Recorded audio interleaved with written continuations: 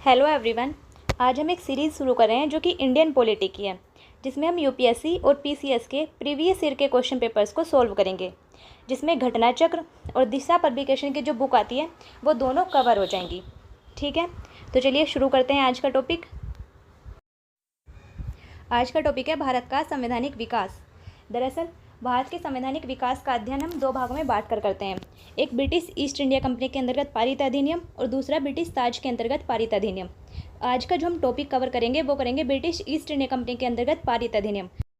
1773 के regulating act से लेकर 1853 के भारत शासन अधिनियम से यूपीएससी या यूपी पीसीएस में जो भी क्वेश्चन आए हैं उन्हें हम इसमें कवर करेंगे। ठीक है, चलिए शुरू करते हैं। पहला क्वेश्चन है, निम्नलिखित में से किस अधिनियम में कलकत्ता में सर्वोच्च न्यायालय की स्थापना का प्रावधान किया गया था? ऑप्शन है ए रेगुलेटिंग एक्ट 1773, ऑप्शन बी पिट का भारत अधिनियम 1784, सी चार्टर एक्ट 1813 और डी चार्टर एक्ट 1833। तो क्या आंसर हो सकता है इसका? इसका आंसर है ऑप्शन ए 1773 का रेगुलेटिंग एक्ट। 1773 के रेगुलेटिंग एक्ट के द्वारा कलकत्ता में सुप्रीम कोर्ट की स्थापना का प्रावधान किया गया था, जिसके प्रथम मुख्य न्यायाधीश एलिजैम्पे और 3 अन्य न्यायाधीश थे, चैम्बर, लिचेस्टर और हाइड। ठीक है, अब आते हैं नेक्स्ट क्वेश्चन पर। नेक्स्ट क्वेश्चन है, सर्वोच्च न्यायालय की स्थापना के संबंध में निम्नलिखित में से कौन सा कथन सही है? नंबर 1, कलकत्ता में सर्वोच्च न्यायालय की स्थापना 1773 के रेगुलेटिंग एक्ट के द्वारा की गई थी, और नंबर 2, लेमेस्टर इस न्यायालय के प्रथम मुख्य न्यायाधीश थे। कूट है केवल 1, केवल 2, 1 और 2 दोनों, और ना तो 1 और ना ही 2। कौन सा ऑप्शन ठीक हो सकता है? इसका सही आंसर है केवल 1, क्योंकि कलकत्ता में सर्वोच्च न्यायालय की स्थापना तो 1773 के रेगुलेटिंग एक्ट के द्वारा की गई थी, किंतु इसके प्रथम मुख्य न्यायाधीश एलिजा एम्पे थे, और चैम्बर, लिचेस्टर और हाइड 3 इसमें सहायक न्यायाधीश थे, न कि मुख्य न्यायाधीश। नेक्स्ट क्वेश्चन है, सूची 1 को सूची 2 से मिलाना है। एक तरफ है प्रमुख अधिनियम और दूसरी तरफ है उनसे संबंधित प्रमुख प्रावधान। तो बताइए इसका कौन सा आंसर सही हो सकता है?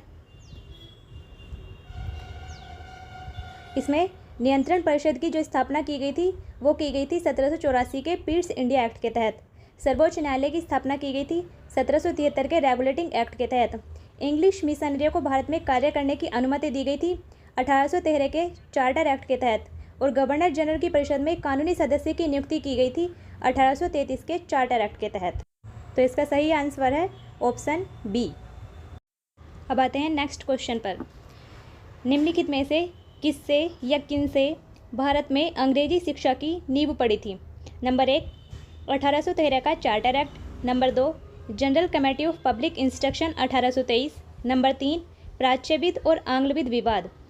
कूट हैं केवल 1 और 2, केवल 2, केवल 1 और 3, और 1, 2 और 3 सभी। क्या आंसर हो सकता है इसका? इसका आंसर है ऑप्शन डी 1, 2 और 3 सभी।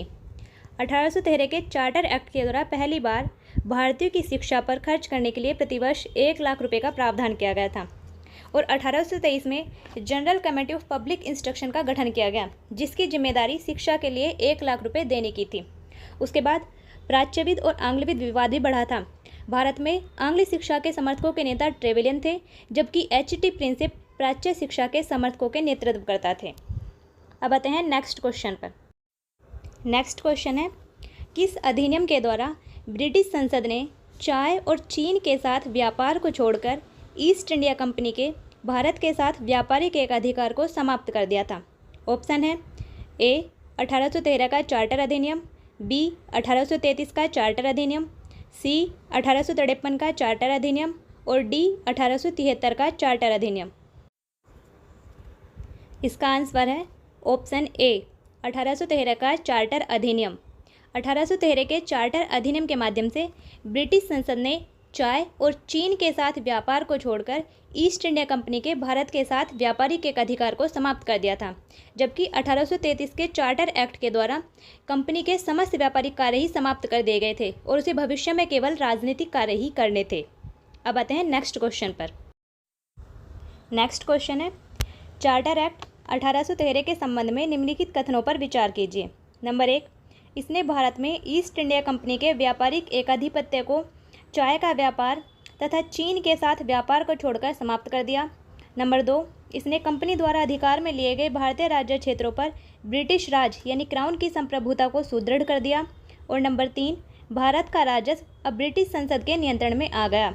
ऑप्शन है नंबर 1 केवल 1 और 2, बी केवल 2 और 3, सी केवल 1 और 3 और डी 1, 2 और 3 सभी। तो क्या आंसर है इसका?